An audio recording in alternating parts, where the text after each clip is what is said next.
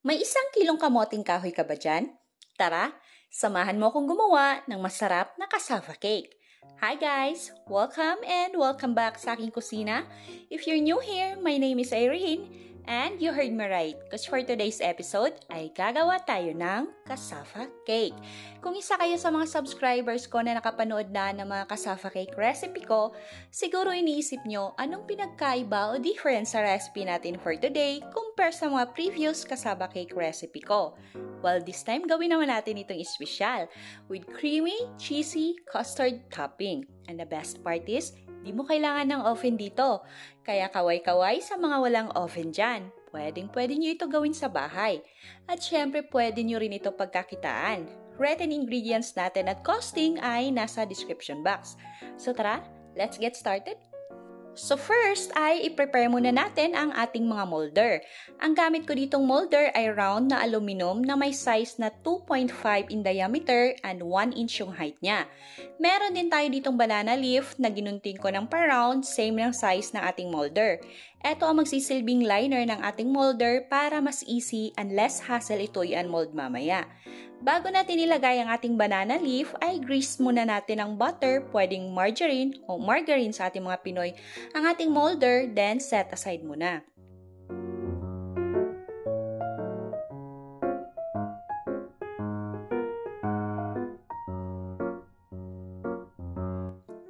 Now, para naman sa ating ingredients, meron ako ditong 1 kilo of cassava or kamoting kahoy. Nabalatan ko na ito at nahugasan. I-grate lang natin ito gamit ang ating pinong gadgaran. Guys, it is important na pino yung gadgaran na gagamitin natin, okay? Para malambot yung kalalabasan ng ating cassava cake. Kung meron kayong food processor ay mas okay. Kung bibili kayo ng kamoting kahoy, make sure bagong harvest yung kamoting kahoy na nabili nyo.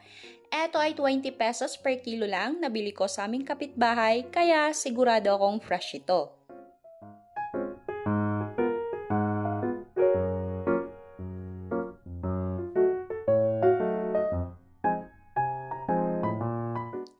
Make sure na wag natin maisama sa pag-grate yung parang ugat sa gitna. So, eto na lahat yung nag-grate natin na cassava. For 1 kilo of kamoting kahoy ay around 4 cups grated cassava ang magagawa nyo. So guys, dapat ganito siya kapino. I know some of you will ask kung pinigaan ko ba yung grated cassava, hindi na po. Although sa mga previous cassava cake recipe ko ay pinigaan ko ito pero hindi pigang-piga talaga. This time, hindi ko siya pinigaan. Disclaimer sa mga hindi komportable na hindi pigaan ang cassava, pwede niyo siya pigaan. It's up to you. Based on my experience kasi, mas masarap at mas malambot ang cassava cake kahit malamig na ito pag hindi siya napigaan. Rest assured na hindi po yan nakakalason as long as maayos ang pagkaluto nyo at fresh ang kamoting kahoy na gamit nyo. Isipin nyo na lang, pag kumakain kayo ng nilagang kamoting kahoy, ay hindi po yan pinipigaan, tama? Buo po yung sinasaing. Now, in separate bowl, let's crack 3 medium-sized eggs. Kung large ang gagamitin nyo, pwede na 2. Then, beat lang natin ito gamit ang ating tinidor at ihalo ito sa ating grated cassava.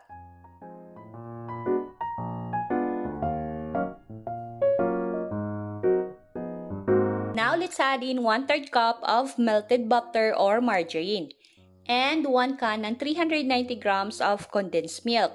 And 1 can, 410 ml of evaporated milk. Okay, medyo maliit yung mixing bowl ko kaya nilipat ko ito sa malaki. Gagamitin tayo dito ng 1 cup coconut milk and half cup ng sugar. Yes, you can adjust the amount of sugar according to your taste. Alam ko iniisip nyo, baka masyadong matamis na ito kasi may condensed milk na, tapos may custard topping pa.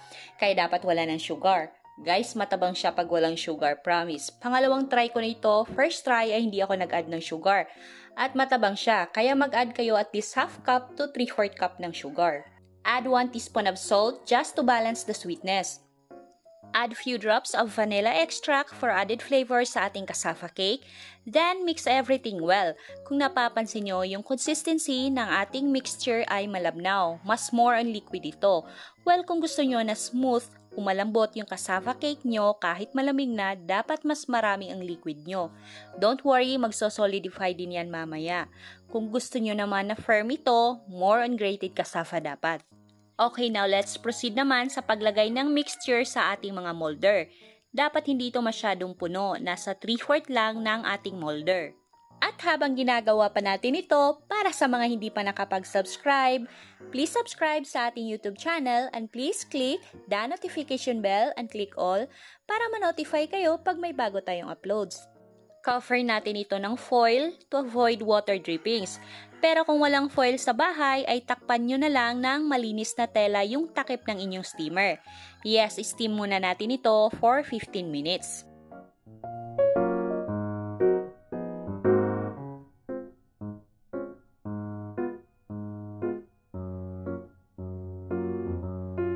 Yung steaming time natin ay magsa-start pagkasalang ng ating steamer basket, hindi sa pagpakulo ng tubig. Dapat pagkasalang ng ating steamer basket ay kulong-kulo na yung tubig natin. Yung setting ng aking kalan dito ay nasa medium heat lamang.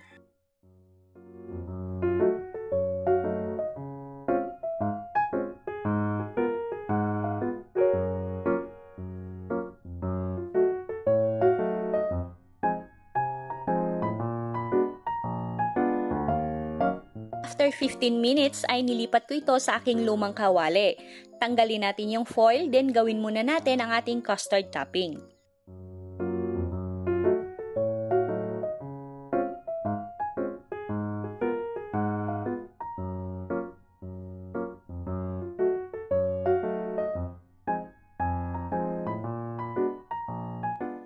Para sa ating custard topping, combine lang natin ang 2 egg yolks, half cup ng condensed milk, and half cup ng coconut cream or yung unang piga ng gata.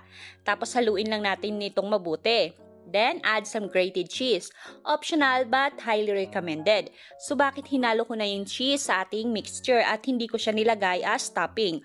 Well, sa unang gawa ko kasi neto, mas naunang nagbabrown yung cheese. Tapos yung custard ko ay maputla pa. Kaya para sabay silang mag-brown, hinalo ko na sa mixture yung ating cheese. Lagay tayo ng tig 1 tablespoon ng custard sa ating cassava cake.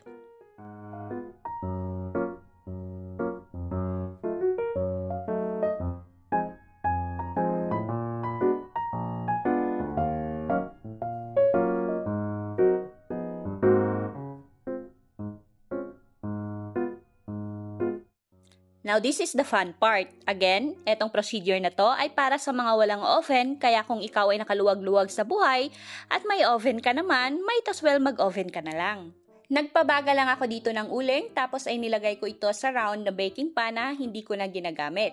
Hindi naman kailangang round din na baking pan ang gamitin nyo, kahit anong aluminum or pwede nyong pagpatungan ng baga na meron kayo sa bahay ay pwede. Yung ilalim nga pala ay meron ding uling, pero konti lang dahil yung ating cassava ay luto na rin naman. Yung purpose lang neto ay para i-bake, di ako sure kung tama bang term yung bake, or broil. Kasi yung habol natin dito ay para mag-golden brown lang naman or slightly burnt yung ating custard.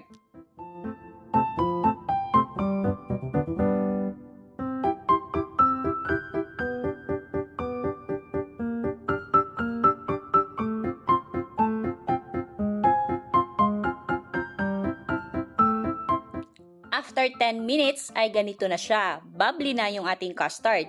Add another 10 minutes, then check natin uli.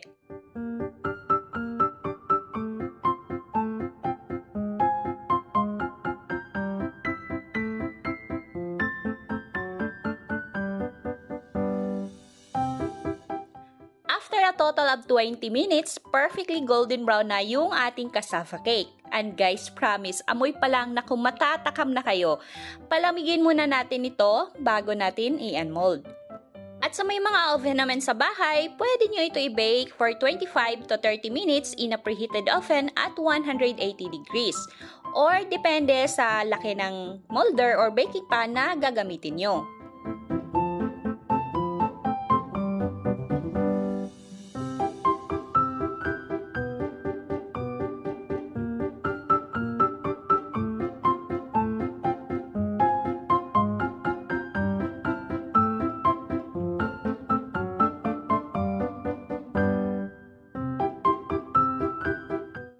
ready to serve na at syempre pwedeng-pwede nyo ibenta ang ating cassava cake with cheesy custard topping.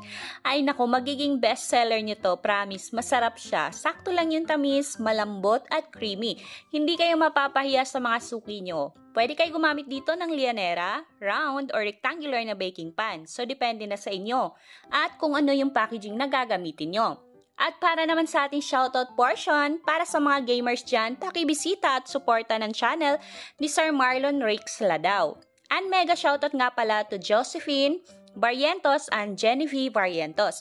Thank you guys for watching! Sana ay nakatulong tong video na to at nabigyan kayo ng idea paano kumita gamit lang ang maliit na puhunan. At sa mga hindi pa nakapag-subscribe, please subscribe sa ating YouTube channel and please click the notification bell and click all para ma-notify kayo pag may bago tayong uploads. Thank you guys for watching and happy cooking!